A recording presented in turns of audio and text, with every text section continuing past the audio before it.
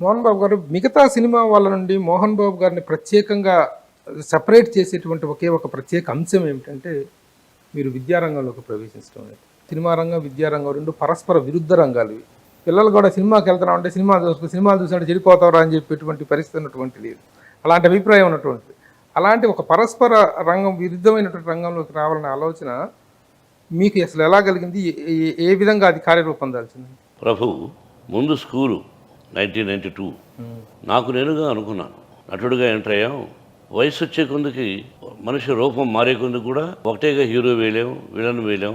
Market ఉండొచ్చు, market లేకపోవచ్చు. ఎంతోమంది సీనియర్ నటులను చూశాను నేను. ఆ చివరిలో ఫెయిల్యూర్స్ ఉంటే ఎవరు మతించరు. అదంతా చూసి ఒక స్కూల్ పెట్టాలని ఆలోచన వచ్చింది. 4th class to 10th and +1 +2 intermediate పెడితే మనం ఫెయిల్యూర్ అయితే ఇక్కడికి వచ్చి సెటిల్ అయిపోదామని ఆ ఉద్దేశంతో స్కూల్ కట్టాను. కానీ భగవంతుడు ఏమిటో, లేదరా నీకు అవకాశం ఇవ్వను, నీ జీవితాంతం నువ్వు యాక్ట్ చేస్తూ ఉండాల్సిందే అనే భావం, అనే అదృష్టాన్ని నాకు కలుగు చేశాడు. అందుకని స్కూలు అంచెలంచెలుగా యూనివర్సిటీ అని నేను చెప్పాను.